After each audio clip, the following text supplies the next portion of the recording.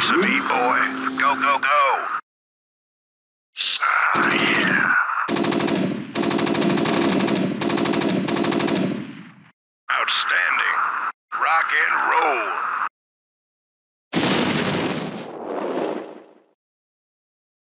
Hello and welcome back to the weekly news in StarCraft. I am Artosis. I will be your host once again. And for the last few weeks, we've had a lot to talk about, and this week is no exception. So let's get right into it. In the foreigner scene, WCG is starting up again, and that's really important because that has been the only tournament that we've really had every single year.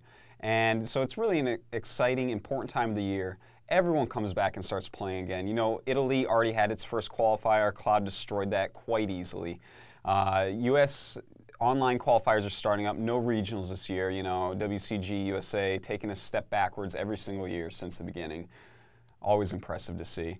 But at least In Control will be the go-to guy on those qualifiers, so we aren't going to see any abusers, any hackers whatsoever, and that is a gigantic leap forward.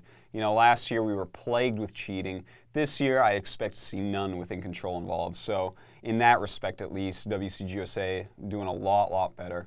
And, well, it looks like the U.S. Open, now called the U.S. Invitational, a much better name for it, by the way, is going to be coming up pretty soon here. We'll see Noni, Louder, Machine, and G5 go at it. Noni, obviously a clear favorite to take that tournament home. Second place could be anyone. All three players pretty active. G5, not as much, but, you know, a very talented, good player. So I think they're pretty much battling for the second spot there. And also, with WCG, Mondragon has already qualified. Well, no, not exactly, but, you know, he's won WCG Germany every single year since he became good, and this year, not going to be any exception to that.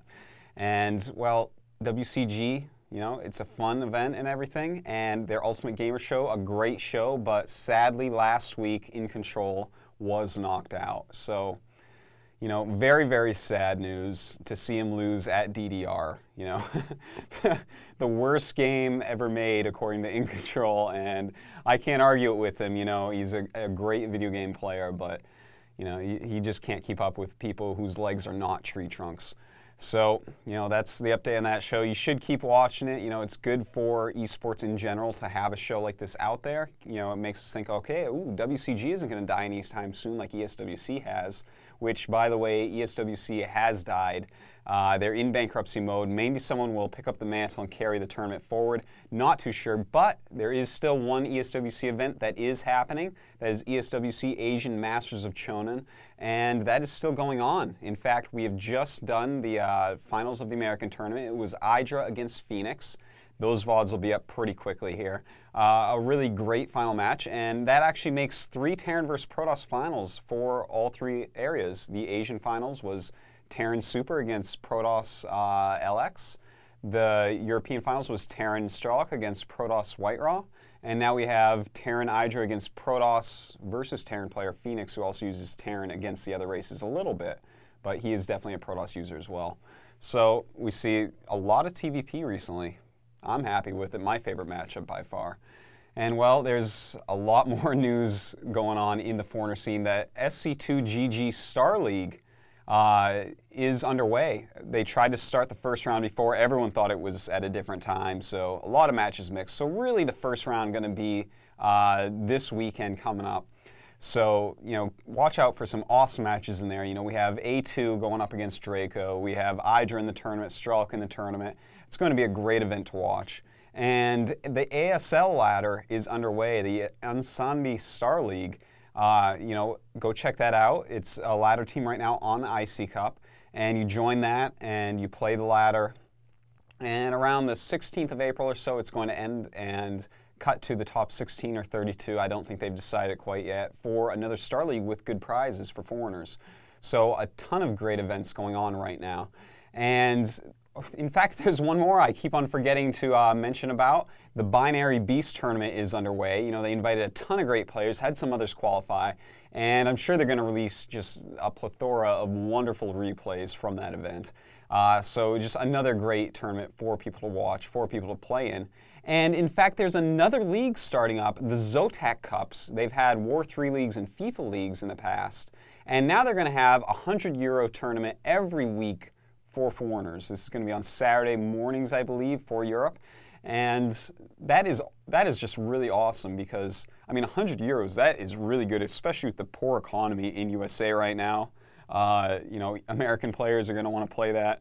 Anyone who can be awake for those hours are going to want to play that. So go check out the Zotac Cup, 100 euro tournaments. I'm sure we're going to see JF active as hell.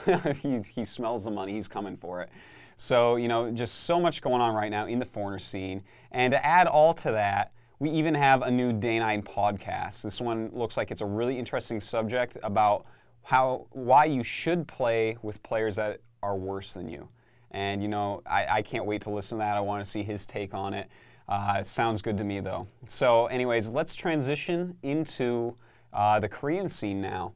And the first thing, you know, kind of the good bridging point is normally GOM.